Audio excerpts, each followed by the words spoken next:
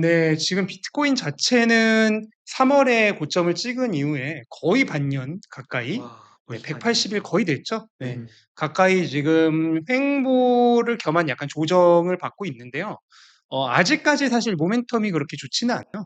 예. 어. 일단 지금 비트코인의 최근 평균적인 가격이 한 $60,000, 한 하루는 8천만 원? 고 정도가 인제 분기점이거든요. 네. 그 위로 가야지 인제 모멘텀이 좀 좋은 거고 그 밑으로는 평균 가격 이하인 겁니다. 네. 그래서 딱 그 8천만 원 정도 되는 가격이 최근 한 50일 정도의 이동 평균선이에요. 그러니까 평균 가격이에요. 예. 그러니까 지금 평균 가격 이하에 있기 때문에 아직까지는 모멘텀이 좀 별로라고 할 수 있고 지금 $50,000 초반 한 하나로는 7천만 원 조금 안 되는 그 선에서 지금 현재 이어지고 있는 이 조정의 이 하락 채널의 바닥이 형성되어 있습니다. 거기가 인제 주요한 지지 영역이고요. 근데 이번에 딱 한 $52,500 딱 정확히 그 지점을 지금 밟고 반등을 했기 때문에 요거는 현재까지는 아직은 이제 기술적인 반등이다. 네. 라고 볼 수가 있겠고 모멘텀적으로 추세를 전환시키는 게 확인되려면은 8천만 원 정도 선을 넘어야지만 한다라는 과제가 있습니다. 다만 지금 아시겠지만 이제 9월이 아직 3분의 2나 남았잖아요. 그쵸. 근데 9월은 암호화폐는 물론이고 네. 그냥 전반적으로 위험자산 시장 전체가 주식도 마찬가지고 가장 안 좋은 달이 9월이거든요. 그래요? 네. 암호화폐도 똑같아요. 9월이 가장 안 좋은 달이기 때문에 통계적으로. 네, 통계적으로 가장 안 좋아요. 지금 비트코인 자체가 본격적으로 시세가 형성된 게 2013년부터잖아요. 그러니까 2013년부터 지금까지 11년 동안 올해는 아직 9월이 안 지났으니까 네. 지금 과거까지 11년 동안 9월에 3번만 상승을 했고 8번 하락을 했고 평균 하락률도 마이너스 5%입니다. 네, S&P 같은 경우는 평균 하락률이 한 마이너스 1%를 조금 넘는 정도거든요. 그거를 감안한다면 주식시장보다 한 3배 이상 평균적으로 좀 안 좋은 그런 시장이 9월이 이제 통계적으로 가장 안 좋은 시장인 거죠. 네. 그렇기 때문에 안 그래도 모멘텀도 안 좋은데 9월이기 때문에 조금 단기적으로는 그렇게 긍정적이지는 않은 상황이다라고 볼 수 있겠죠. 그러면 만약에 가격이 더 빠지면 네. 어느 정도까지 더 빠질 수 있는 거예요? 저는 일단 기본적으로는 이제 우리가 지난번 그 블랙 먼데이 때 저점이죠. 네. 50,000에서 49,000달러 사이. 하나로는 7천만 원 조금 안 되는 선이었나요? 네. 그 정도가 저는 일단 단기적으로는 바닥이라고 생각을 해요. 거기를 또 지탱해 줘야지 10월 이후로 반전의 가능성이 이제 높아지는 거죠. 만약 거기가 무너진다면은 사실 가능성은 하나인데 경기 침체가 오는 거라고 봐야 하는 거겠죠. 네. 그 지점이 무너진다면. 3월까지만 해도 1억 500만 원 정도 갔을 때 분위기 정말 좋았는데 네. 어떡하다가 이렇게 비트코인이 6개월 정도 네. 횡보 하락을 했는지. 네. 일단은 그 지점에서 저항을 받은 이유는 여러 가지가 있는데 첫 번째로는 중간 고점에 해당해요. 그래서 사이클마다 매번 중간 고점이 한 번씩 있거든요. 네. 그래서 2016년에도 그렇고 그다음에 2020년 3차 사이클에도 마찬가지고 한 번씩 중간에 강하게 고점을 형성했다가 좀 오래 조정을 받는 기간이 꼭 있어요. 그러니까 지난 사이클 같은 경우에는 마찬가지로 6개월 조정을 받았습니다. 6개월 조정을 받고 그 하락 채널, 조정 채널을 상단을 깨고 돌파를 했는데 하자마자 코로나를 맞았어요. 그래서 한 번 더 극심한 하락을 근데 그게 딱 6개월이었어요. 코로나까지 하면 더 걸려요.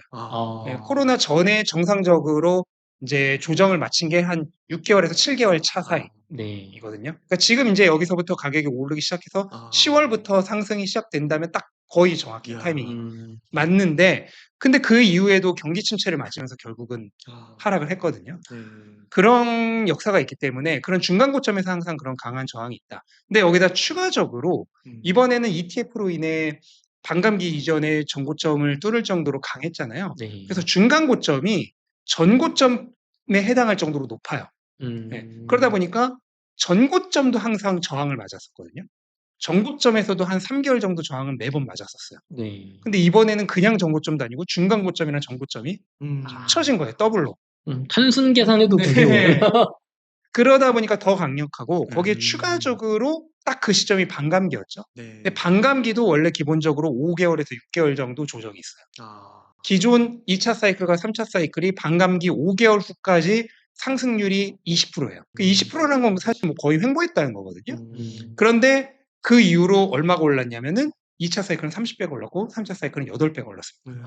그러니까 그 이후로 그렇게 어마어마하게 올랐음에도 불구하고 5개월까지는 20%밖에 평균적으로 안 올랐으니까 거의 횡보했다고 봐야죠. 밑에 다 나가겠네요. 그렇죠. 예. 지겨워서. 그러니까 그 반감기 횡보장도 5, 6개월이 걸려요. 그럼 6개월이라 그러면 4월 20일부터니까 5, 6개월이라 그러면 9월 20일에서 10월 20일까지. 어. 정확하죠. 시기상. 네. 그러면 중간 고점 플러스 전 고점 플러스 반감기 저항. 아. 그 세 가지가 지금 동시에 맞으면서 이렇게 오래 횡보를 하고 있는 거고요. 음. 거기에 이제 추가적으로 몇 개 이유를 더 붙여보자면은 원래 금리 인하가 우리가 지금 9월까지 안 했을 거라고 원래 예상을 못 했죠. 맞아요. 그때만 하더라도 5, 6월 얘기하고 있었잖아요. 그건데 그 금리 인하도 이렇게 늦어졌고. 그런 여러 가지 것들이 겹쳐진 거라고 봐야 하고요. 다만 이제 3월에 분위기가 좋았던 거는 반감기 이전에 전고점을 뚫은 역사가 최초거든요. 예, 그러다 보니까 3월에는 이거는 최초의 역사가 일어났기 때문에 이대로 빨리 올라서 사이클이 빨리 종결되는 단축 사이클이 될 것이다 라는 가능성이 제기가 됐었던 거고, 네. 다만 결국 돌아보니까 원래 사이클 흐름대로 그냥 돌아왔다. 그래서 지금 우리가 막 굉장히 막 절망적인 것처럼 느끼지만 2차 사이클과 3차 사이클 가격에 지금 정확히 평균입니다. 사이클 바닥에서부터. 그 두 개 사이에 정확히 들어가 있어요. 그래요? 햄버거처럼. 샌드위치처럼.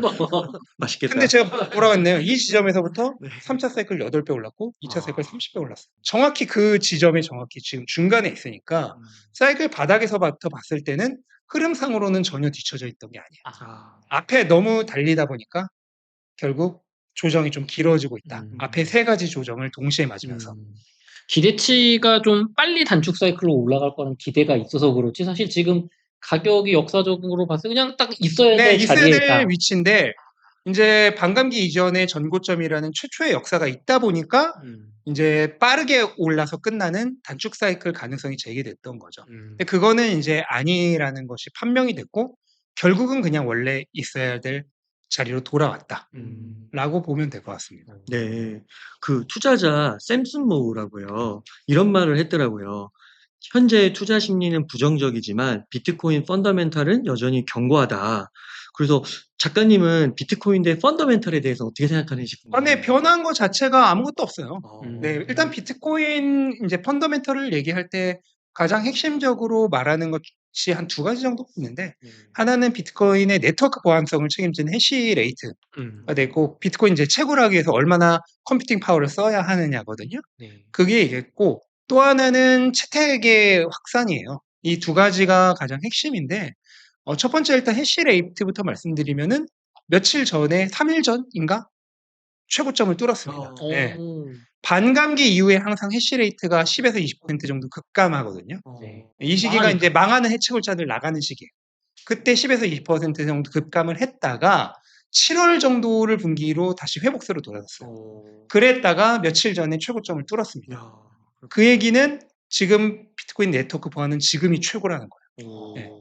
그런데 더 충격적인 건 뭐냐면은 지금 가격이 5만 달러대잖아요. 맞아요. 5만 달러대였던 4년 전에 그 비트코인 해시레이트가 지금의 5분의 1입니다. 진짜요? 네. 20%밖에 안 네. 돼요? 그러니까 비트코인의 펀더멘털적 가치는 5배가 상승했는데 가격은 똑같은 거예요. 이거 소름 이야, 돋는다. 이거 뭔가 있는데. 저 이런 얘기 처음 들어봤어요. 네. 근데 결국은 투자 시장은 항상 그 펀더멘털 가치와 가격이 똑같이 가질 않아요. 그거는 어떤 시장도 마찬가지거든요. 네. 주식 시장도 그렇고 채권 시장도 그렇고 부동산 시장도 그렇고 그쵸. 금도 그렇고 모든 시장이 마찬가지인데 펀더멘털적 가치가 있으면은 우리가 산책하는 주인과 개라 그러잖아요. 이 산책하는 주인이 가치예요. 근데 가격, 이제 산책하는 댕댕이죠. 이 댕댕이는 촐랑촐랑대요. 가끔 엄청 앞서가요. 그럼 환희에 젖어서 앞서가죠. 그러다 갑자기 심리가 꺾이면 공포에 젖어서 뒤처져요. 그러다가 다시 앞서가고 뒤처지고 이거를 반복을 한단 말이에요. 그런데 지금 4년 전에 그 지금의 5분의 1인 해시레이트는 그거는 반대로 이제 가격이 너무 갔었다고 봐야죠. 네. 근데 반대로 지금은 가치보다 가격이 지금 뒤처져 있는 상황이다. 그럼 얘는 앞서갔었고 얘는 뒤처져 있으니까 두 개가 같은 거죠. 네. 그렇게 보시면 되겠고, 또 하나는 비트코인은 결국은 사람들에게 많이 채택이 되고 자산으로서 널리 보급이 되어야지만 가치가 인정을 받는 거거든요. 왜냐면 구매력 저장이 제일 목적인 자산이기 때문에. 근데 지금 비트코인을 의미 있게 가지고 있는 한 0.1개 이상 가지고 있는 지갑이 계속해서 증가 추세예요. 네. 지금도 계속 증가 추세예요. 이거는 거의 꺾인 적이 없이 계속해서 증가 추세라고 봐야 되고, 조금 더 이제 핵심적인 역할을 하는 가격에 고래들이라고 그러죠. 네. 이 고래들의 지갑 수도, 그 다음에 고래들이 가지고 있는 비트코인 개수도 계속해서 증가하고 있는 추세입니다. 그래서 지금 3월부터 본격적으로 이제 ETF들이 진입을 하면서 고래들이 비트코인을 쓸어 담았잖아요. 근데 고래들이 3월부터 지금까지 반년 동안 가져간 비트코인이 50만 개입니다. 근데 비트코인은 2,100만 개밖에 없잖아요. 지금 1,950만 개밖에 없잖아요. 그렇죠. 그런데 50만 개라는 거는 어마어마한 양을 가져간 거고, 그냥 1950만 개 중에 50만 개 별거 아닌 거 아닌가 할 수 있는데, 지금 거래소에 있는 비트코인이 200만 개에서 250만 개 사이입니다. 그거밖에 안 돼요. 네.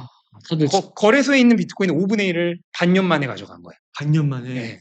거래소 바깥에 있는 비트코인은 어차피 시장에 안 나와요. 어. 이거는 가격이 10배, 100배 올라야지 나오는 거고, 지금 당장 가격은 거래소 안에 있는 비트코인에 사고 파는 걸로 정해지거든요. 근데 그거의 5분의 1을 고래들이 반년 만에 싹쓸이 갔어요. 그렇다면 비트코인의 펀더멘털적 가치는 지금 계속해서 더 오르고 있는 거라고 봐야죠. 그러면 그동안 가격을 내리면서 판 거는 개미들이 주로 판 건가요? 네, 단기 투자자가 가장 많이 팔았고요. 장기 투자자라 그러면은 보통 155일 이상 비트코인을 보유하고 있는 사람들을 장기 투자자라고 해요. 근데 155일 이상으로 보든 1년 이상으로 보든 거의 똑같은데요. 작년부터 올해 2월 정도까지, 네. 2월이라면 이제 최고점 찍기 직전까지죠. 그때까지 이 장기 투자자들의 비트코인 보유수가 계속 올랐어요. 계속 축적을 한 거죠. 네. 근데 언제 꺾였냐 그러면은 3월을 기점으로 확 꺾였어요. 그러면 장기 투자자 보유수가 확 꺾였다는 거는 반대로 이 꺾인 보유수를 누가 가져갔을까요? 장기 아니면 단기밖에 없죠. 단기 개미들이 단기 투자자가 그때 확 몰려서 다 가져간 거예요. 그랬다가 이 확 꺾인 장기 투자자의 보유수가 갑자기 다시 증가 추세로 돌아섰는데, 그게 언제부터냐? 정확히 8월부터요. 블랙 먼데이 그 시점부터. 가격적으로 그때부터 확 다시 상승으로 돌아섰어요. 그 얘기는 뭐냐면은 작년부터 모아왔던 물량을 3월의 고점에서 개미들한테 막 달려든 단기 투자한테 다 떠넘기고, 그거를 8월부터 바닥 찍으니까 5만 달러 찍으니까 그때부터 다시 사모으기 시작했다라는 거예요. 이게 고래들이요. 그 비트코인 공부를 많이 했을 거 아니에요. 그 예전부터 또 그랬으니까 많은 수량을 갖고 있을 것 같고. 근데 이 고래들도 사고 팔고를 하네요. 하죠, 당연히. 계속 모으지는만은 않네요. 네. 일단은 고래들이라고 하는 거는 개인보다는 대부분 기관이 많잖아요. 기관은 여러 가지 조건상 사고 팔기를 사실 할 수밖에 없어요. 네. 왜냐면 기관은 결국은 실적이라고 하는 것을 내야 되기 때문에 평가 이익으로 안 되거든요. 네. 그래서 팔아야 되고, 또 자금을 계속 순환시켜야지 수수료가 발생을 하잖아요. 그런 여러 가지들 원인들이 있기 때문에 기관들은 사고 팔고를 하는데, 다만 본인들이 예를 들어서 100만 개를 가지고 있다. 그러면 이제 80만 개는 킵을 해두고 20만 개를 가지고 이제 사고 팔면서 시세를 조종을 하고 거기서 이제 또 이득을 취하는 거죠. 이게 말이 되는 게 20만 개 정도로 갖고 온다고 하면 거래소가 1950만 개가 있으면 작은데 200만 개의 20만 개는 10%잖아요. 10%니까 그러니까 이게 네. 이해가 돼요. 그게 되겠어? 근데 조정이 된다, 기관이. 네. 요 정도 매집한 거 가지고. 네. 근데 마운트곡스 지금 물량이 10만 개가 배포가 됐어요. 14만 개 중에. 네. 근데 그 10만 개 배포된다는 그것만으로, 소문만으로도 맞아요. 시세가 어마어마하게 왔다 갔다 했잖아요. 그렇죠. 네. 그러니까 그중 몇만 개만 있어도 시세 조종은 가능합니다. 기관들은 그걸 가지고 하는 거죠. 네. 그러면 작가님, 그 세간에 이제 많이 떠도는 이야기가 이제 비트코인 장 끝났다, 시즌 종료, 이런 얘기 나오잖아요. 네. 이런 거에 대해서 어떻게 네, 생각하십니까? 그거는 이제 매 사이클마다 있었고요. 네. 이제 기억해 두셨다가 어. 4년 후에 또, 당장 내년에 한번 보시고, 일단은 4년 후에 또 보세요. 4년 후에 또 그 얘기가 나올 거고, 4년, 8년 후에도 나올 거고, 12년 후에도 그냥 영원히 나올 겁니다. 사이클이 끝났다라고 하는 얘기는. 네. 근데 지난 사이클만 하더라도 1년간 그 팬데믹까지 합치면 거의 1년간을 조정을 받았거든요. 네. 그때는 어마어마하게 나왔었죠. 아. 네. 하지만 결국은 우리가 역사를 다 알고 있잖아요. 어떻게 됐는지. 결국 그 일이 일어났었고 이번에도 마찬가지라고 생각을 합니다. 사실 저도 지난주 금요일에 영상을 하나 찍었는데요. 저는 뭐 이제 작가님처럼 뭐 이렇게 크게 막 분석을 해서 찍기보다는 그냥 DCA 매일 하고 있다. 그리고 비트코인 슈퍼사이클에 맞춰서 나는 내년까지 본다. 이런 얘기였는데, 악플이 너무 많이 달리는 거예요. 근데 또 이렇게. 네. 악플이 달리는 게 어마어마한 호재입니다. 네. 그런가요? 네. 투자 시장이 가장 유명한 격언 중에 하나가 거리에 피가 흥건할 때 매수해라. 네. 이게 모든 시장에 통용되는 거잖아요. 얼마 전에도 제가 봤는데 요즘 이제 부동산 시장 좀 좋잖아요. 네. 근데 뉴스를 봤는데 또 영끌 얘기가 나오고 있어요. 여보, 지금 영끌해야 돼. 야. 근데 바로 제가 1년 전에 뉴스 킵해둔 게 있거든요. 네. 지금 절대 집 사면 안 돼. 근데 지금 이제 전화를 하면요. 이 부동산 이제 공인중개사 분들이 약간 천대를 한대요. 바쁘니까. 어차피 보여줄 물량도 많고. 그렇구나. 근데 1년 전에 갔으면은 스타벅스 커피 사주면서 막 이렇게 했대요. 그러면 계약을 언제 해야 되냐면 그때 해야 되거든요. 그쵸. 지금 가면 이제 믹스 커피 받아요. 1년 전에 갔으면 스타벅스 커피인데. 근데 네. 계약은 스타벅스 커피 줄 때 해야 되는 거예요. 왜냐면 그때가 아무도 팔이 날릴 때거든요. 그쵸. 근데 모든 시장이 마찬가지예요. 주식도 거리에 핑가 흥건할 때 매수해라도 주식시장 얘기잖아요. 네. 비트코인도 완전히 마찬가지인 게 뭐냐면은 비트코인은 이제 소셜 지수 같은 게 이제 집계가 많이 돼요. 그건 뭐냐면 트위터라든지 위키피디아, 그다음 구글, 그다음 유튜브 이런 거에 구독자 수가 얼마나 느는지, 그다음에 그러니까 비트코인과 관련된, 네. 그다음에 비트코인 검색이 얼마만큼 되는지 이런 음. 것들을 이제 통계하는 그런 지표들이 있거든요. 그거를 보면은 지금이 어느 정도냐면은 이번 사이클 처음 시작한 15,000달러 때 바닥이랑 똑같아요, 지금. 관심도가. 그 정도로 진짜요? 없다. 예, 예. 그런데 와. 그 정도 바닥이었었던 때가 지금 지난 사이클부터 한 5번 정도 있었는데 네. 그 5번이 언제냐면은 딱 그 2019년 바닥이었을 때. 예. 그다음에 그 중간 고점 팬데믹 때 바닥이었을 때. 그다음에 이번 사이클 처음 시작할 때 바닥이었을 때. 그다음에 작년 1년 반년 동안 행보할 때 바닥이었을 때. 야. 그다음에 지금입니다. 야, 이거 기가 막히게 맞는데. 그런데 이거. 어떻게 됐냐면은 네. 그 이후로 이 5번 중에 상승하지 않은 적이 한 번도 없어요. 바닥이었어요. 정말요? 네. 그 관심도가 딱 바닥이었을 때가 가격도 거의 정확히 바닥입니다. 야, 이거 저는 요즘 약간 여담이긴 한데 그 부동산 스터디라는 사이트에 강영훈 대표님이 월간 트래픽이라는 걸 발표하시거든요. 요즘 저는 드는 생각이 야, 그냥 저 부동산 카페 월간 트래픽 수만 보면 저기 조회수 트래픽 낮으면 바닥이다. 바닥이에요. 높으면 끝물이다. 그거 진짜 연구하고 있거든요, 저 요즘. 근데 그 비트코인 그 소셜 넷 지표가 네. 비트코인에만 해당되는 게 아니에요. 왜냐면 비트코인을 사는 사람이 누구예요? 사람이잖아요. 네. 그쵸. 주식을 사는 개체가 누구예요? 사람이잖아요. 그쵸. 부동산 사는 개체가 누구예요? 사람이잖아요. 그쵸. 사람은 그럼 부동산 사는 사람과 주식 사는 사람과 비트코인 사는 사람이 심리가 달라요? 비슷하죠. 똑같아요. 완전히 똑같아요. 그렇기 때문에 결국 어느 시장이든 완전 마찬가지입니다. 네, 악플이 많이 달렸다? 바닥입니다. 저는 맨날 봐요. 이거 악플이 들었네. 요즘 선풀이 너무 많아. 위험해. 그러면 이제 좀 조심해야 되는 거죠. 그러면 작가님 지금 저 DCA 하고 있는데 잘하고 있는 걸까요? 그럼요. 엄청 좋은 거죠. 네. DC를 욕심을 내지 않고 장기간에 걸쳐서 하면은 사실 지금처럼 가격이 안 좋아도 막상 별로 손해가 없어요, 사실.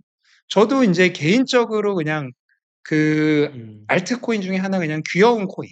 그냥 소액씩 사는 거 있어요. 그냥 진짜 용돈으로 소액씩 사는 애 있는데 걔가 보니까 저는 이제 가격 관심도 없어요. 그냥 매일 그냥 소액씩 사는데 걔가 저도 몰랐는데 고점에서부터 한 최대 70%까지 떨어졌더라고요. 근데 지금 거의 본전이에요. 네. 그 정도로 하락해도 사실 DCA를 그냥 계속하면은 네. 별 차이가 없다는 거죠. DCA가 그런데 이제 비트코인 가격은 오를 때는 폭발적으로 오르잖아요. 네. 그러면 그때는 이제 DCA를 해봐야 어차피 내가 사는 가격은 여기서 머물러 있고 가격은 폭발적으로 가버리기 때문에 엄청난 수익이 나버리죠. 그러니까 폭발적 상승장이 오기 전까지는 제가 비트코인 슈퍼사이클 책에 썼지만 비트코인 반감기 후반전 페이지 2부터죠. 그가 오기 전까지는 그냥 DCA로 사면 되는 거예요. 네. 그러다가 나중에 이제 페이지 2 지나서 페이지 3까지 오면은 어마어마한 보상을 받게 되는 거죠. 그 소셜 지수 얘기하셨잖아요. 그 Fear and Greed 네, 그것도 예, 괜찮아요. 그것도 정확하죠. 그것도 아, 굉장히 정확한데, 음. 피어 앤 그리드 같은 경우에는 이제 조금 함정이 있어요. 어. 예를 들어 극도의 공포인데 계속 극도의 공포예요. 안 끝나요, 극도의 공포가. 재밌기더라고요. 올라가면 금방 탐욕되고. 네, 그래서 조금 이제 지표로서 보기에는 그냥 참고사항 정도. 네, 삼는 게 좋다. 너무 믿으면은 큰 코 다친다. 그 지금 익스트림 피어이긴 하더라고요. 네, 그렇죠. 아, 오래 가는 경우가 많아요. 음. 그래서 그렇게 믿을 만한 건 못 되고 음. 그냥 참고 정도로.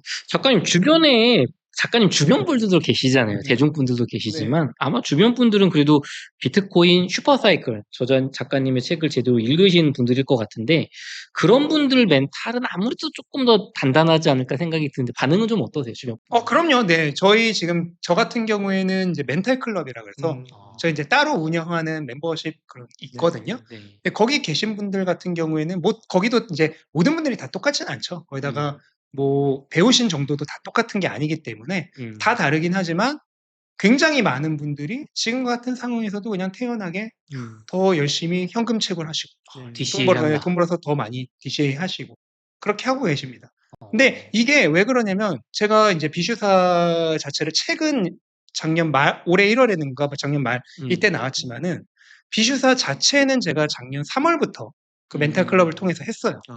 근데 그때가 3월이 딱 언제냐면 거기서부터 9월까지 반년 동안 횡보였습니다. 시작하자마자 반년 동안 횡보였어요. 아, 그래요. 네.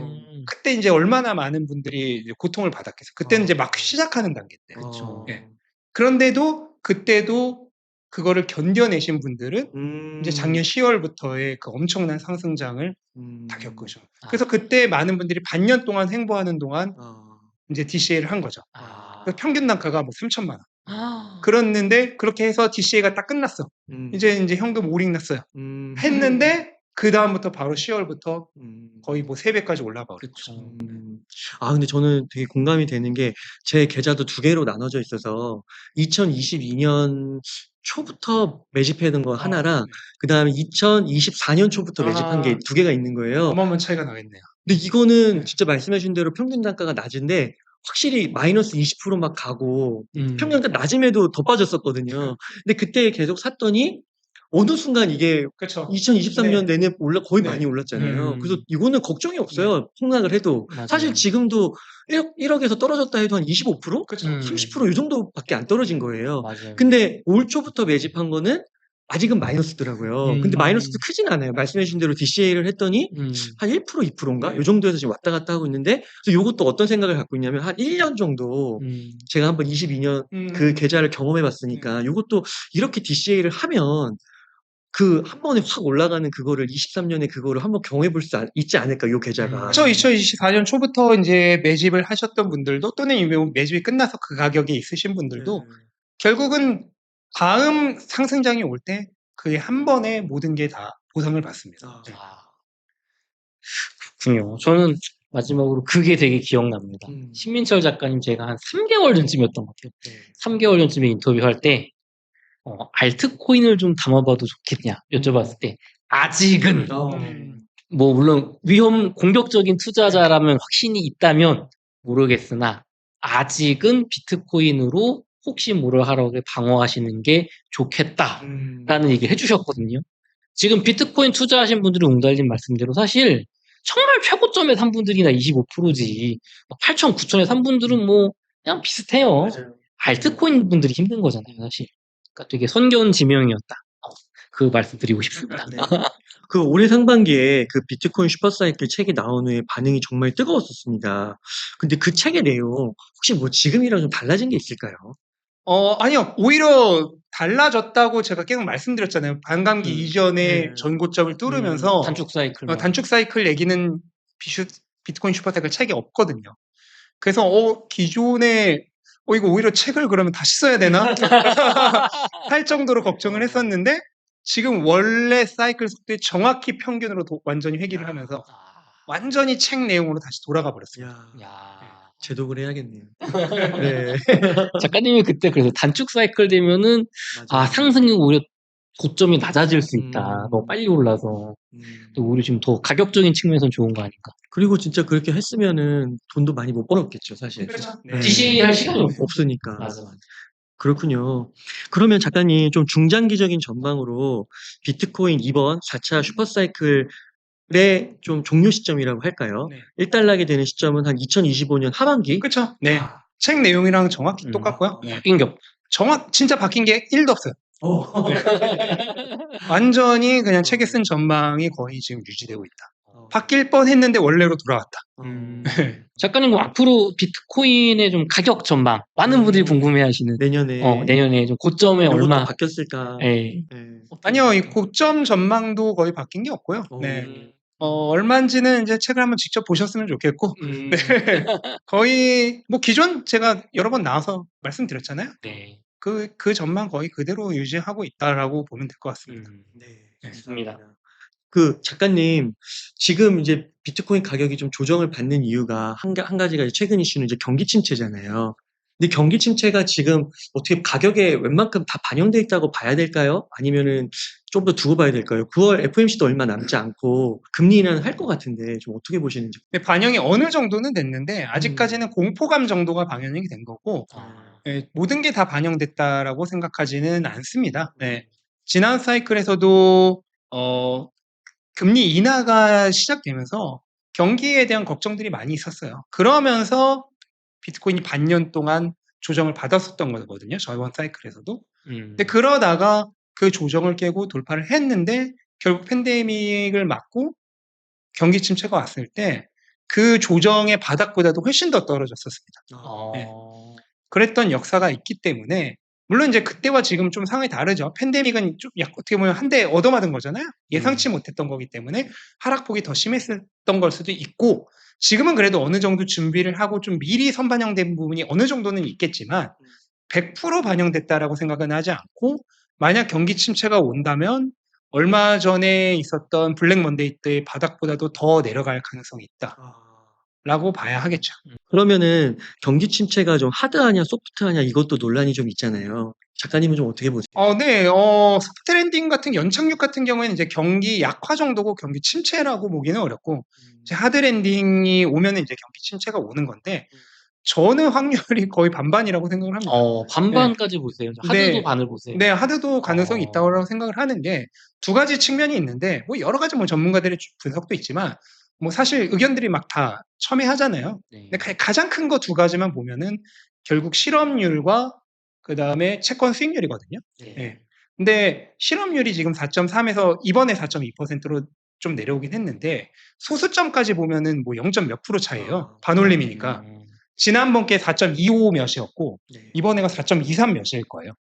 그러니까 뭐 거의 똑같은 거고 결과적으로는 이제 실업률이 상승 추세라는 거는 어쨌든 맞아요. 아직까지는. 근데 이 실업률이 한번 상승 추세로 전환됐을 때 결국 수직 상승하면서 경기 침체가 거의 95% 확률로 왔었단 말이에요. 근데 지금 상승 추세를 탔죠. 그다음에 또 하나가 뭐가 있냐면은 채권 수익률이에요.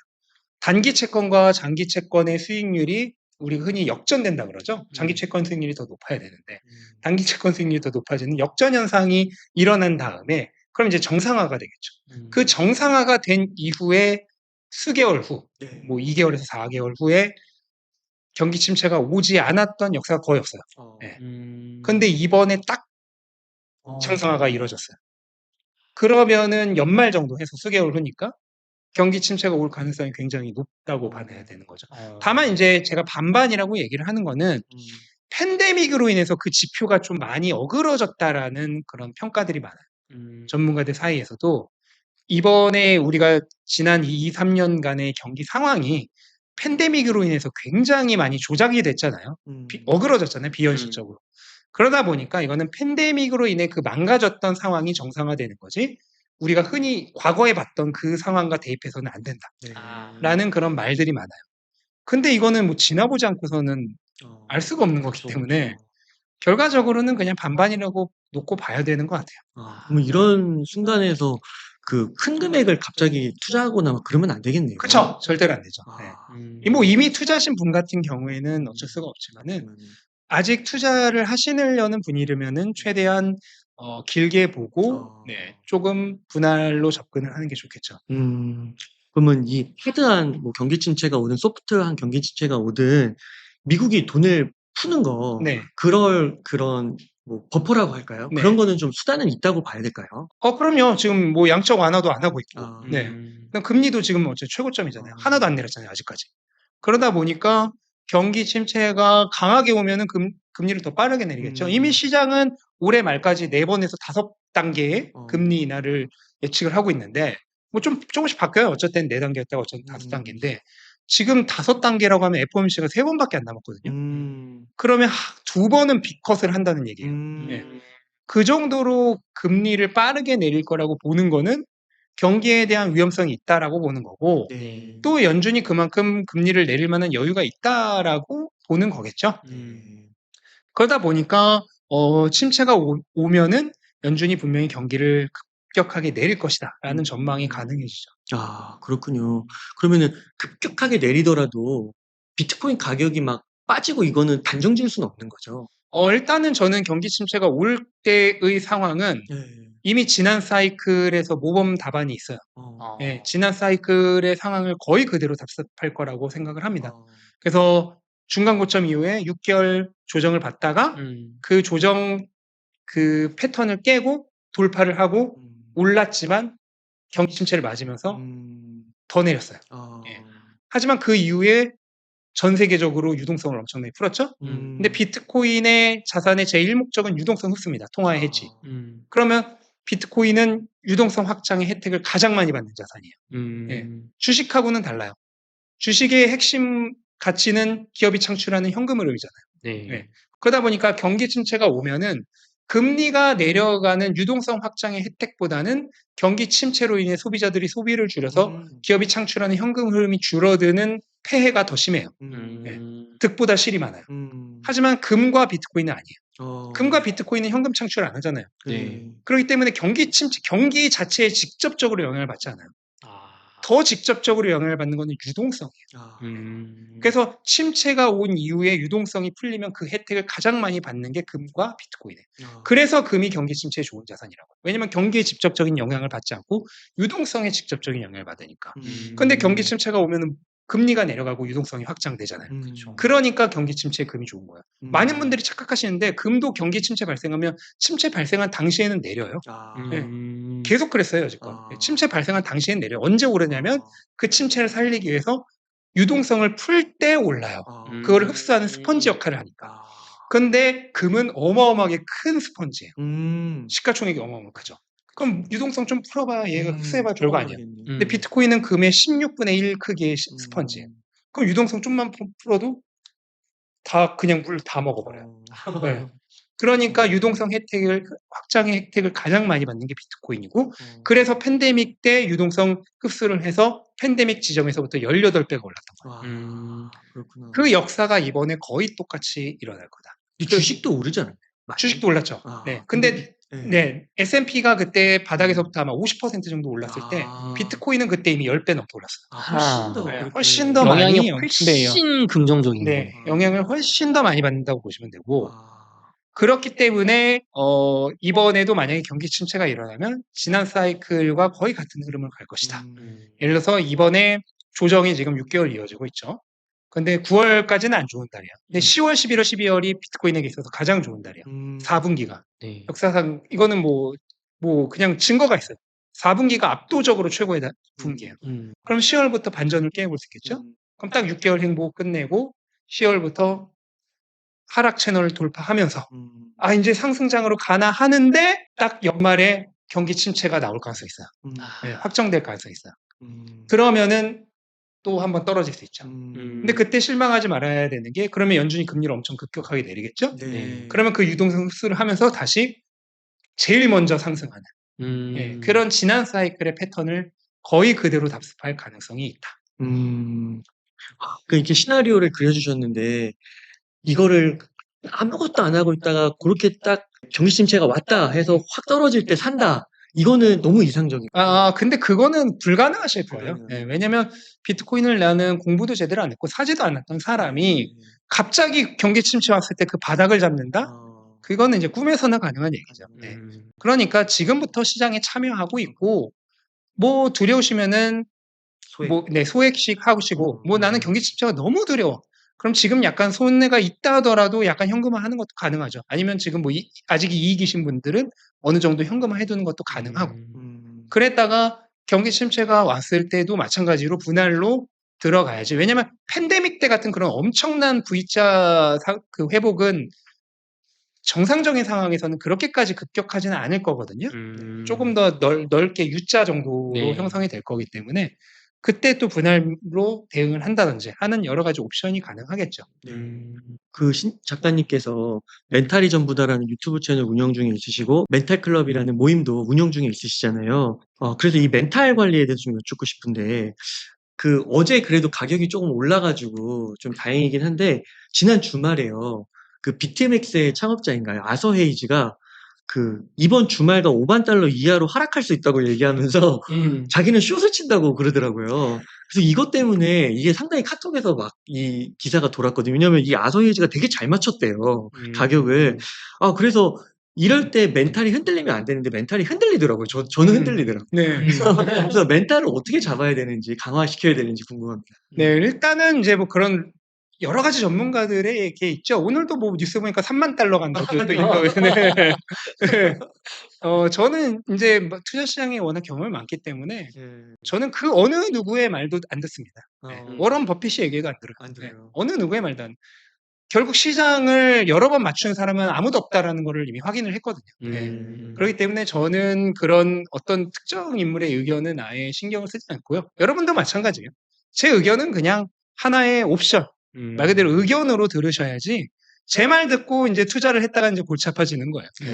그냥 하나의 정보다라고 생각을 하셨으면 좋겠고 결과적으로 이것도 마찬가지로 멘탈인데 결국 본인이 이 자산에 대해서 완전히 공부가 안 되어 있고 투자라고 하는 거에 자체에 대한 경험과 충분한 실력이 형성되어 있지 않으면은 사실 영향을 받을 수밖에 없어요. 가격에. 그건 당연한 거예요. 근데 그거를 이상하게 생각하지 마시고 그냥 당연한 과정이다. 라고 생각을 하시고 견디셨으면 좋겠고 그 과정을 거쳐서 내가 투자자로서 성장을 하고 그 상태에서 내가 투자하려는 자산에 대해서 충분한 공부가 되어 있을 때 비로소 이제 어떠한 상황에도 흔들리지 않는 거죠. 다른 사람 의견에도 흔들리지 않고 철이 형이 뭐라고 해도 전혀 신경 쓰지 않는 거죠. 그냥 정보로서만 받아들이는 거죠. 그런 여러 사람들의 정보를 듣다 보면은 나름의 성관도 생겨요. 그래서 이제 필요한 것만 자신이 취사 선택을 하는 거죠. 그렇게 하면서 나의 판단에 의해서 내가 투자를 할 때 비로소 멘탈이라고 하는 게 갖춰진다. 네. 그렇게 생각을 합니다. 네. 그래서 이 시점에서 그 신민철 작가님의 비트코인 슈퍼사이클 한번 보면서 자신만의 그 비트코인 투자를 하고 있다면 자신만의 그 투자 기준과 함께 이렇게 크로스해서 한번 체크해 보시면 되게 좋을 것 같아요. 좀 작가님 오늘 인터뷰한다고 해서 다시 한번 살짝 봤거든요. 그 후반기 페이지를 봤어요. 그거 보면서 이만큼 갈 길이 많이 남았구나. 실망하지 말고 저기에 수익을 기다려보자 하면서 마음을 다잡는 계기가 됐습니다. 맞습니다. 우리 그 2024년 초에도 보면은 2025년 말까지라고 얘기를 했거든요. 근데 이게 확실히 너무 빨리 올랐어. 오르기도 했는데 확실히 이게 2년이라는 게 처음에 딱 감정적으로는 막 고양되니까 아유 2년이 뭐야 막 10년도 막 가져갈 것 같은데 이게 안 되는. 맞아요. 10년커녕 3개월도 못. 비트코인 사이클은 굉장히 투자가 쉬워요. 왜 쉽냐면 패턴이 너무나도 뚜렷하게 형성이 되어 있고 패턴이 형성될 수밖에 없는 자산이에요. 네. 비트코인은 자산의 가치가 통화의 해지라고 했죠. 네. 구매력 저장 수단이 제일 목적이에요. 그다음에 그 가격은 오로지 공급과 수요로 인해 정해져요. 그다음에 그 부동산과 같은 사용성이라든지 규제로 인한 영향. 그다음에 주식 같은 경우에는 현금 흐름이라고 하는 절대적 가치가 있잖아요. 그런 게 비트코인은 없어요. 없기 때문에 공급과 수요에 의해서 가격이 지금의 100배가 돼도 이상한 게 하나도 없는 거예요. 주식은 그게 불가능해요. 엔비디아가 지금의 100배가 될 수는 없어요. 현 시점에서. 왜냐하면 엔비디아가 벌어들이고 있는 현금 흐름이라고 하는 애가 말뚝을 박아놨잖아요. 그렇죠. 여기서 아무리 멀리 벗어나도 이 대기권을 뚫고 못 나가는 거예요. 근데 비트코인은 이 말뚝이 없어요. 말뚝이 없어요. 공급과 수요만 되면은 뭐 얼마가 되든 상관없어요. 맞아요. 그러다 보니까 뭐가 생기냐면 거품이 생겨요. 항상. 사이클에서 정상 가치는 이건데 말뚝이 없다 보니까 거품이 이만큼 끼는 거예요. 그러면 이제 이게 거품이 풍 터질 때 폭락이 오는 거죠. 예. 이게 너무나도 뚜렷하게 형성이 되어 있기 때문에 이게 사람 심리로만 정해지니까 이 패턴이 도저히 벗어날 수 없는 거예요. 왜냐면 인간은 같은 실수를 100번이고 200번이고 계속 반복하거든요. 그러다 보니까 이게 매번 반복이 되는 거예요. 그리고 공급과 수요로만 가격이 정해진다고 그랬는데 그 공급과 수요에 어마어마한 충격을 주는 이벤트가 중간에 딱 있죠. 그게 반감기예요. 공급을 절반으로 줄여버려요. 공급과 수요에 어마어마한 그 영향을 주는 이벤트가 중간에 딱 있으니까 이 이벤트를 기점으로 해서 이 인간의 심리 극장이 펼쳐지는 거예요. 그게 매번 반복이 되는 거고 4년 후에 그런 거래할 사람은 AI인가요? 그때도 인간이잖아요. 그렇죠. 4년 후에도 똑같이 반복되는 거예요. 아. 8년 후에도 반복되고 12년 후에도 인간이 하는 한 계속 반복돼요. 네. 그다음에 AI한테 시켜도 AI가 인간 심리를 읽을 거 아니에요. 그쵸. 자기도 똑같이 해요. 바닥에서 사서 고점에서 팔아요. 그렇기 때문에 결국은 나중에 20년, 30년이 돼도 비트코인은 반감기를 기준으로 사이클이 형성이 계속 될 거예요. 다만 시가총액이 커질수록 점점 그 변동폭은 얕아지겠죠. 얕아지지만 그 안에서 3년 상승 1년 하락의 사이클이 반복이 될 거다. 그러면은 이거를 알기 때문에 투자가 너무 쉬운 거예요. 완전 신개념 투자인 거예요. 투자가 너무 쉬워요. 3년 상승의 초반에 들어가서 정확히 바닥은 못 잡아요. 하지만 대략 초반부에 들어가서 3년 상승의 후반부 정확히 고점은 못 잡아요. 하지만 적정한 고점대에서 분할을 통해서 탈출이 가능한 거죠. 이거를 그냥 반복하면 되는 굉장히 심플한 투자죠. 근데 이 3년조차도 대부분의 분들은 못 견뎌요. 왜냐면 그 이 3년 안에도 함정 카드가 여러 장 숨겨져 있거든요. 지금도 그 함정 카드 중에 이제 빅카드죠, 빅카드. 빅카드. 예. 근데 근데 이게 먼 게 아니에요. 바로 작년 1년 전에 정확히 지금 같은 6개월 행보장이 있었어요. 그때 나름대로 더 힘들었던 게 바닥권에서 한 번 올렸다가 다시 원래 가격으로 돌아갔다가 한 번 올렸다가 다시 원래 가격으로 돌아갔다가 이거 여러 번 했어요. 그때 이제 수많은 사람들 털려 나갔죠. 비트코인 끝났다 이게 100% 나왔을 것 같은데. 그때도 나왔죠. 이번에는 안 올 거다. 그때도 마찬가지로 나왔죠. 반복되는 거군요. 영원히 반복되는 거고 그러다 보니까 이게 이 3년이라고 하는 시간이 굉장히 짧은 시간임에도 불구하고 사람들은 굉장히 길게 느끼는 거죠. 근데 지금부터 1년 정도밖에 안 남았어요. 근데 이렇게 말해도 괴로워하죠. 작가는 약간 요즘 요 중심선에서 벗어난 듯한 이슈긴 한데 미국 대선 이제 2달도 채 남지 않았잖아요. 사실 얼마 전만 해도 트럼프가 되냐 해리스가 되냐 막 비트코인 가격 영향 막 질문을 막 했는데 어떤 대통령 후보가 되느냐에 따라 비트코인에 좀 영향이 달리 미칠 거라고 보시나요? 네, 영향이 있을 거고 특히 단기적 영향이 있을 거예요. 네. 뭐 트럼프는 누구나 아시겠지만 지금 친암호화폐 진영으로 돌아섰잖아요. 네. 반면 해리스 쪽은 아직 뭐 반암호화폐까지는 아니더라도 바이든 정부가 했던 약간 이제 중립에서 좀 반대쪽으로 가는 그 경향선 산행이 그대로 있거든요. 네. 그러다 보니까 당연히 시장은 친암호화폐 성향의 트럼프가 당선되는 것을 반길 것이다. 라고 보고 있고, 지금 뭐 여론조사나 이런 거 보면 거의 박빙인 듯 싶은데, 이제 토론회가 이제 준비되어 있죠. 토론회 끝나고 승률이 바뀌는 거에 따라서도 또 영향이 있을 거라고 생각해요. 그래서 단기적으로는 영향이 무조건 있을 수밖에 없다. 그래서 어제도 번스타인에서 분석을 한 거에 따르면은 트럼프가 당선되면 연말에 8에서 9만 달러를 갈 것이다. 반대로 해리스가 당선되면 3에서 4만 달러로 떨어질 것이다. 지극히 극단적이죠. 네. 그렇게 극단적으로 예측하는 분석가도 있을 만큼 단기적으로는 영향이 있을 거라고 생각을 합니다. 근데 다만 저는 그 정도로 극단적인 영향까지는 아니고 뭐 어느 정도는 그래도 뭐 10에서 20% 이상 차이가 날 정도의 단기적 영향은 있을 거라고 생각을 해요. 그 한 일각에서는요, 그 해리스가 만약 대통령이 되면 해리스 정부는 돈을 공화당도 풀 거지만 공화당보다 더 풀 거라고. 지금 보면은 뭐 식료품 가격도 막 한다고 그러고 주택에다가 이제 저소득층에다가 주택 대출도 많이 준다고 막 그러잖아요. 그래서 돈을 막 쏟아부을 것 같아서 뭐 중간에 어느 조정은 있겠지만 결국 비트코인 가격은 오히려 트럼프가 됐을 때보다 더 올라간다 이런 시각도 있더라고요. 중장기적으로 보면은 저는 누가 되든 다 똑같다고 생각합니다. 결국 미국뿐만 아니죠. 전 세계는 결국 이 현재 자본주의 시장, 그다음에 뭐 자본주의가 아닌 곳도 사실 거의 이제 비슷하게 돌아가잖아요. 모든 현대 국가들은 돈을 계속 찍어낼 수밖에 없어요. 지금 미국이 부채가 35조 달러 넘었잖아요. 네. 100일마다 1조 달러씩 증가해요. 지금 이미 그 국가가 벌어들인 GDP의 절반 수준을 그냥 이자만으로 지불해야 되는 수준이에요. 네. 그렇기 때문에 결국은 그러면 그거를 어떻게 감당할 거야? 또 찍어서 되는 거죠. 그럼 또 네. 찍으면은 원금이 더 불어나잖아. 그쵸. 그러면 이자가 늘어나잖아. 네. 그럼 그거 어떻게 할 거야? 그렇죠. 또 찍어야지. 그러네요. 그러면 더 많이 찍어야지. 네. 그럼 뭐 그냥 돌려막기 하다가 계속 커지는 딱 그거예요. 네, 사채 돌려막기 하고 있는 수준이에요, 지금. 이미 그 수준에 들어갔기 때문에 결과적으로 전 세계적으로 모든 통화는 계속해서 가치를 잃어갈 수밖에 없고 그 속도는 점점 더 확대될 것이다. 그러면은 결국 모든 자산의 시장엔 좋은 자산들은 다 올라요. 다 오르는데 제가 비트코인의 최대 역할은 뭐라 그랬죠? 통화에 대한 해지, 유동성 흡수라 그랬죠. 그쵸. 누가 가장 많이 오를까? 비트코인이 가장 혜택을 많이 받는 거죠. 네. 그러면요, 그 일각에서는 비트코인 그 전략적 준비 자산과 비슷한 맥락으로 얘기를 하면서 미국이 비트코인을 많이 모으면 그리고 비트코인 가격이 올라가면 부채만큼 만약에 자본의 가치가 올라가서 이걸 약간 상계할 수 있다 이라는 그래서 부채 문제를 해결할 수 있다 뭐 이런 솔루션도 막 제기하더라고요. 네. 가능성 있다 보세요.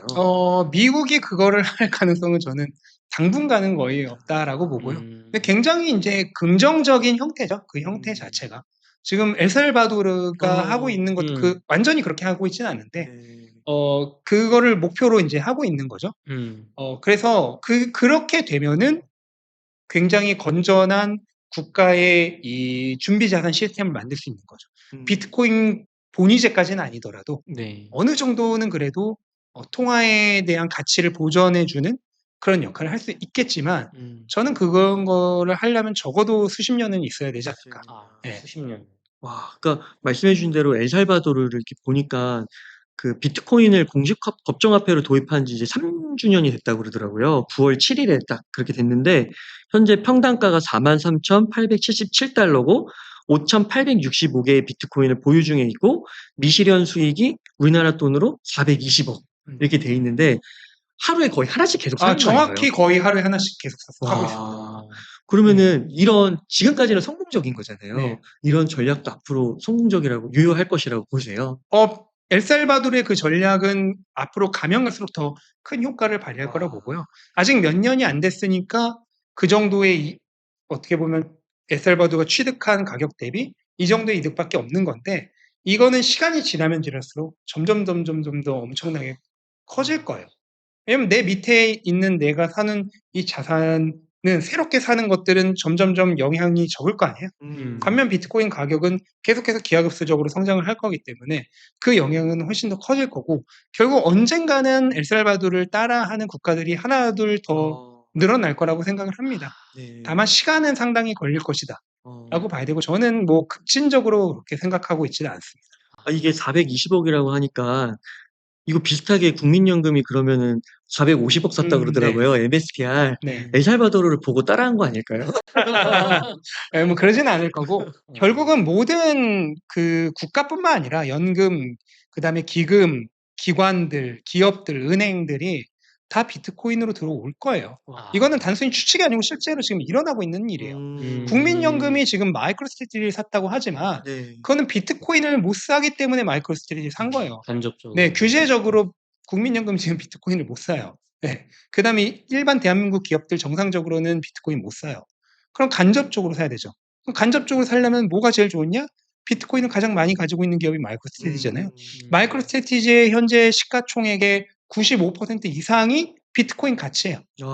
이 기업의 소프트웨어 가치는 굉장히 낮아요. 거의 대부분이 비트코인 가치고 심지어 그것도 거의 2배 프리미엄을 받고 있어요. 예, 그러다 보니까 마이크로스트래티지의 가격이 예를 들어서 100만 원이면 98만 원은 비트코인 가치예요. 그러니까 마이크로스트래티지를 샀다는 거는 98% 비트코인 간접 투자를 했다는 거예요. 예. 그러니까 비트코인을 사지 못하기 때문에 마이크로스트래티지를 간접 투자한 것 뿐이고 결과적으로는 국민연금이 비트코인 산 거랑 똑같아요. 네. 완전히 똑같다라고 보시면 돼요. 근데 이거를 지금 국민연금만 한 게 아니고 지금 스위스와 노르웨이에서는 중앙은행이 마이크로스트래티지를 샀어요. 그럼 중앙은행이 샀다는 건 뭐냐면 실질적으로는 마이크로스트레치는 실질적으로 비트코인이라고 그랬죠. 네. 그러면은 얘네도 규제상 중앙은행이 비트코인을 못 사기 때문에 마이크로스트레치를 산 것뿐이고 실질적으로는 중앙은행이 샀다는 거는 국가가 산 거랑 똑같은 거죠. 와. 예. 그럼 그게 약간 전략적 준비자산 이런 개념인가요? 그런 연결된. 개념 이제 그렇게 하지는 않지만 왜냐면은 주식 그 증권이기 때문에 그렇게 할 수는 없지만은 뭐 멀리 보면은 그런 개념이 가깝다고 봐야죠. 예. 직접적으로 그렇게 공표를 하지는 못하지만. 실제로 제가 최근에 그 국민연금 측에서 밝힌 자료를 보니까 한국 주식의 매력도가 너무 떨어져서 비중 축소하겠다. 정말 역대급으로 축소하겠다는 얘기가 나오고 경고하는 거죠. 네. 어떻게 보면. 그럼 그런 걸 축소한 만큼 뭔가를 또 담을 거잖아요. 네, 지금 상위 50개 헤지펀드 중에 절반 이상이 지금 비트코인 ETF를 구매를 했어요, 미국에서. 네. 근데 앞으로는 훨씬 더 많은 회사들이 들어오겠죠. 그럼 왜 들어오느냐? 뻔해요. 주식과 채권 같은 전통 자산의 매력도가 너무 떨어지기 때문이에요. 네. 채권은 아시다시피 망했죠. 채권은 완전히 망했고, 그러다 보니까 6대4 전략이 더 이상 안 돼요. 네, 6대4가 일단 전통적인 전략이잖아요. 네. 주식 6, 채권 4. 주식이 망할 때 채권이 보전해준다는데, 다들 아시겠지만 2022년에 주식이 망할 때 채권 더 망했죠. 같이 망했어요. 어쩔 때는 S&P보다 더 떨어졌어요. 맞아요. 채권이. 그게 왜 그러냐면은 얘가 해치의 기능을 잃은 가장 큰 이유가 전반적인 금리 기조 자체가 저금리 상황이기 때문이에요. 채권은 금리랑 반대로 가기 때문에 네. 주식이 내릴 때 채권 가격이 오르려면은 금리가 내려줘야 되는데 금리가 뭐 몇 퍼센트, 2%, 5% 사이에서 깔짝깔짝 되는데 이거 내려봐야 몇 퍼센트 못 내린단 말이에요. 그럼 얘가 내리다가 제로 금리에 딱 걸려요. 그러면은 채권 가격이 오르다가 쭉 걸려요. 그럼 주식은 계속 내리는데 얘는 못 가. 그러니까 이 해지가 안 돼요. 그러면서 사실상 전통적 6대4 이 포트폴리오가 몇십 년 동안 기관들이 해오던 건데 이게 완전히 무너졌어요. 그걸 팬데믹이 관짝에 못을 박아버렸어요. 그러면서 2022년에 채권이 주식보다 더 떨어졌어요. 그러면서 완전히 망했거든요. 그러면 이 사람들이 눈을 돌릴 거 아니야. 대체 자산이 뭔가? 그렇죠. 찾아보니까 비트코인이라고 애가 있네. 10년 동안 연평균 100%씩 올랐네. 여지껏 얘보다 10년 동안 최근 10년 동안 더 오른 자산이 없네. 그런데 이거가 지금까지는 규제상 투자를 못해. 그런데 현물 ETF가 딱 생기면서 현물 ETF를 통해서 우회 투자가 간접 투자가 가능해. 그러다 보니까 이쪽으로 오고 있는 거죠. 근데 아직까지 온 애들은 그래도 진보적인 애들, 보수적인 애들은 지금 못 들어오고 있어요. 아직도. 네. 하지만 점진적으로 하나씩 바뀌겠죠. 네. 그러면서 앞으로 비트코인 투자하는 그런 기업, 기관, 기금, 연금 등이 계속해서 늘어날 거라고 보시면 돼요. 그런데 지금 비트코인이 전체 자산 시장에서 차지하는 규모가 0.1% 수준이에요. 와, 네. 되게 작네요. 네. 근데 이게 지금 방금 말씀드린 그 마이크로스트레이지 CEO 같은 경우에는 이게 향후 20년 정도 내에 7% 수준으로 오를 것이다. 0.1%가 7% 수준. 70배. 70배 수준으로 오를 것이다. 근데 그거는 가격적으로는 70배가 아니고 훨씬 높아요. 그러겠죠. 왜냐면 인플레이션이 일어나니까. 와. 자산 시장도 연간 6.5에서 7%씩 인플레이션이 일어납니다. 20년 내요. 네. 와. 그러면 실질적으로는 70배가 아니라 수백 배요. 왜냐면 인플레이션이 복리로 일어나니까. 그렇게 될 거라고 보고 뭐 7%가 될지 5%가 될지 10%가 될지는 모르지만 네. 결국 나머지 시장에서 올 거란 말이에요. 부동산도 마찬가지예요. 10년 전에 비트코인으로 부동산을 살려면은 비트코인 600개 있었어야 됐어요. 5년 전에 살려면 60개 있었어야 됐어요. 지금 6개만 사요. 미국 평균 주택 가격과 비교해서. 그렇구나. 10년 후에는 1개만 사게고 20년 후에는 0.1개만 살 거야. 와. 그러면 부동산 쪽에서도 비트코인으로 오겠죠.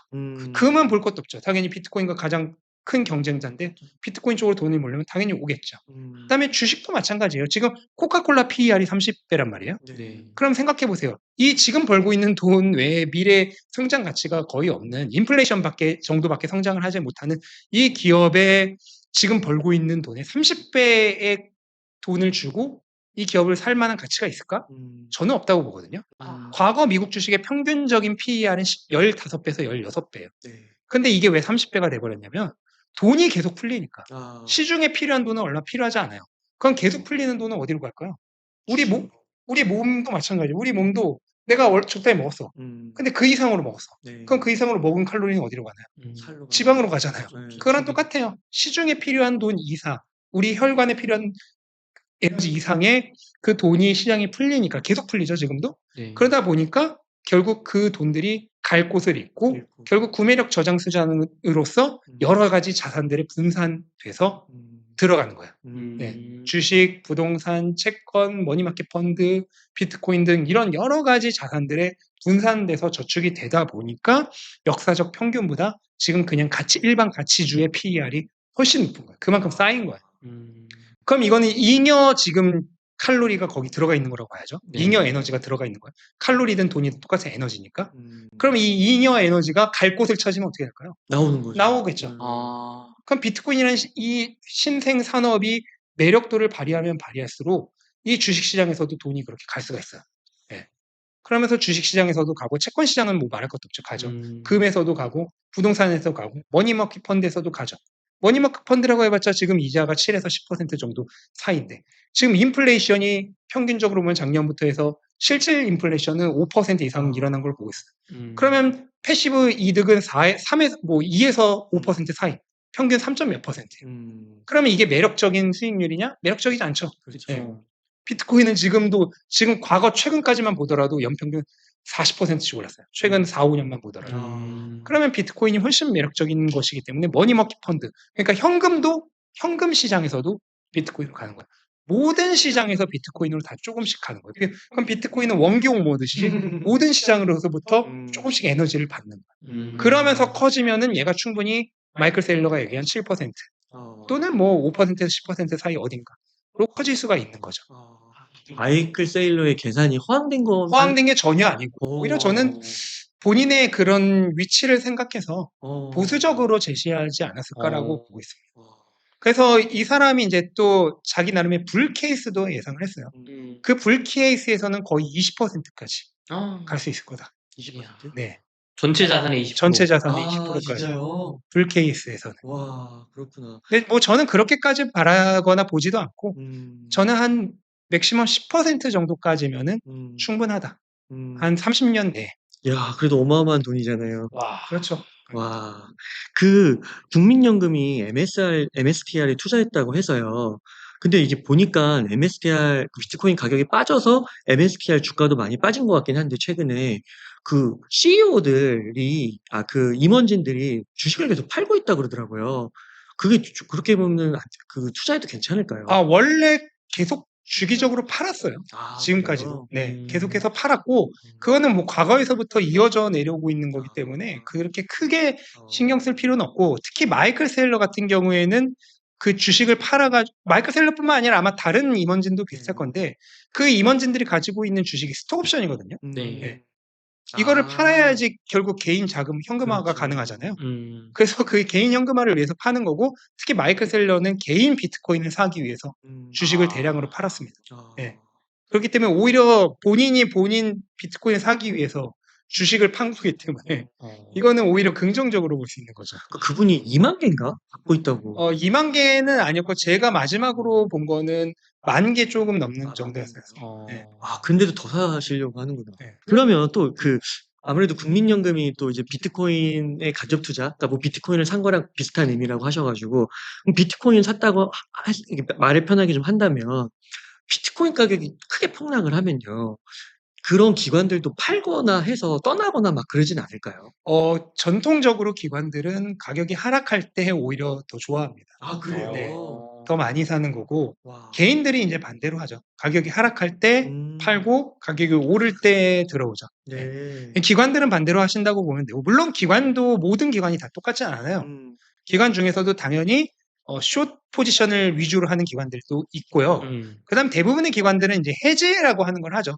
살 때도 숏 포지션을 같이 가져가고, 그다음에 팔 때도 롱 포지션을 같이 가져가기 때문에 기관들은 뭐 가격이 하락했다고 해서 뭐 그렇게 급격하게 팔거나 하지는 않는다고 보시면 되고, 그다음에 결정적으로 지금 대규모로 들어오고 있는 기관 투자자들은 대부분 이제 자산 운용사들인데, 헤지 펀드보다는 단기적으로 이렇게 샀다 팔았다 하는 헤지 펀드보다는 자산 운용사들인데, 자산 운용사들은 포트폴리오에 추가하기 위해서 비트코인을 사는 거예요. 네.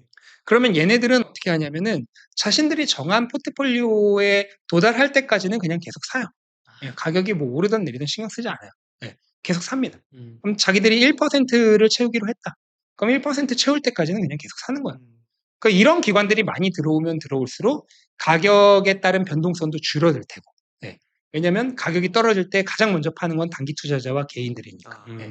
그런데 이런 기관 투자자들의 비중이 커지면 커질수록 그런 영향도 줄어들겠죠, 오히려. 네. 아, 그렇군요.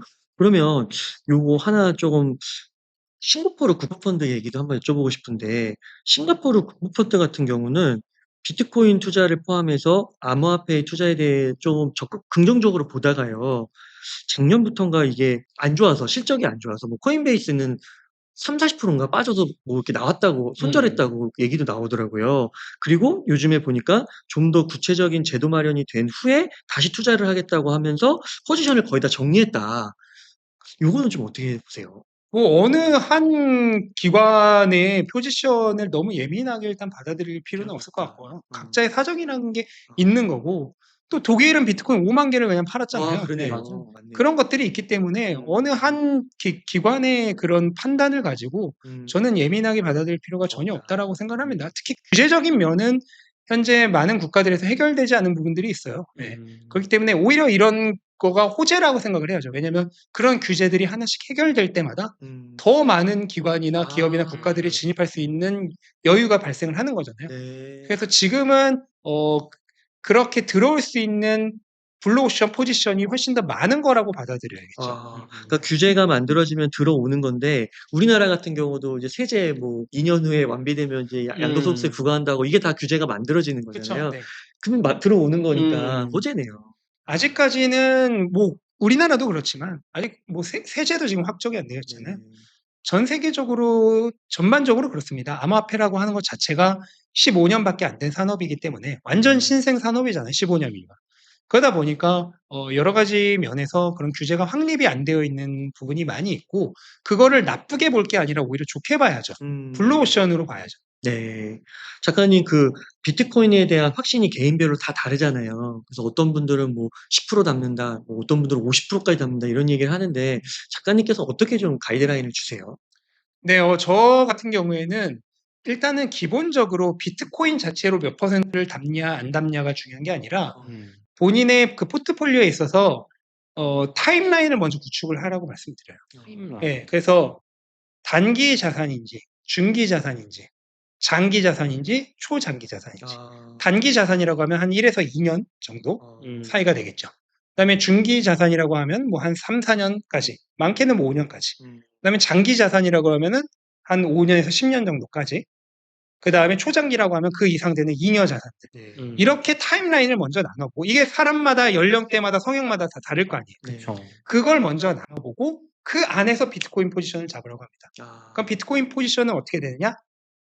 물론 단기도 할 수 있겠지만, 단타도 할 수 있겠지만, 기본적으로는 중기, 장기, 초장기에 모두 해당돼요. 왜 모두 해당되냐면은 내가 사이클을 보고 투자를 할 건지, 아니면은 그냥 계속해서 비축한 자산으로 투자를 할 건지에 따라 달라지고. 그럼 사이클을 보고 투자를 한다 그러면 사이클은 기본적으로 4년이죠. 그렇죠. 그러면 내가 들어가는 시점부터 이 사이클이 끝나는 시점까지를 감안을 해야 되는 거예요. 네. 그럼 사이클 완전 초기에 들어간다 그러면 거의 장기에 해당을 하겠죠. 근데 사이클 중반 넘어서 들어간다 그러면 중기에 해당을 하겠고. 그 다음에 난 다음 사이클이나 그 다음 사이클 이상까지도 계속 그냥 가져갈 거야. 하면 그건 초장기겠죠. 그거에 맞춰서 넣어야지 그냥 천편일률적으로 비트코인 몇 퍼센트 하세요, 이렇게 말씀드릴 수는 없는 거죠. 그렇군요. 그다음에 최근 뉴스 가운데 그 러시아의 푸틴 대통령이 러시아에서 암호화폐 채굴을 합법화한다는 법안에 서명을 했고, 중국에서는 2024년 4분기까지 비트코인 및 암호화폐 금지 조치를 재고할 수 있다는 뉴스가 나왔는데요. 이거를 조금 확대 해석해서 미국, 중국, 뭐 러시아 간에 비트코인 쟁탈전이 벌어졌다, 뭐 이렇게 해석해도 괜찮을까요? 네, 뭐 일단 일각에서는 이제 브릭스 쪽이 탈달러화를 하고 있잖아요. 네. 그 탈달러화의 일환으로 암호화폐를 많이 이용할 거다라는 얘기는 계속 나오고 있어요. 그래서 러시아의 채굴 합법화도 이제 일부는 이제 러시아가 실제로 국제 간의 거래에 있어서 암호화폐 사용하도록 했죠. 그거 자체가 이제 국제 간의 거래할 때 달러로 안 되는 부분을 암호화폐로 하겠다라고 하는 일단 이런 목적 자체가 1차적으로 있는 상황에서 뭐 이거를 굳이 쟁탈전까지 볼 거는 없고 그냥 국익을 위해서 준 거죠, 결국은. 우회 수단이 필요한 거니까. 그다음 또 하나는 결국 돈이에요. 네. 네. 러시아, 그다음에 중국도 일부 지역 그렇지만 채굴에 굉장히 유리한 지역들이 많이 있거든요. 네.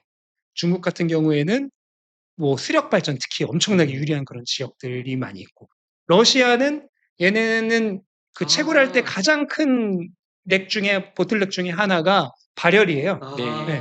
근데 러시아는 그 자연 쿨러가 있기 때문에 얘네들은 그 걱정이 없고 그것만으로 채굴 비용이 어마어마하게 줄어요. 네. 그렇죠. 네, 그러니까 채굴에 최적화되어 있단 그게 말이에요. 쿨링 시스템으로 돈이 많이 들어가는. 어마어마하게 들어가요. 아. 그게 채굴하는데 뭐 거의 뭐 운영비의 절반이라고 하는데 그게 일단 사라져 버리잖아요. 그러니까 채굴 단가가 엄청나게 낮아지겠죠. 네. 그러면 엄청나게 이득을 보면서 채굴을 하는 게 가능해지겠죠. 네. 네.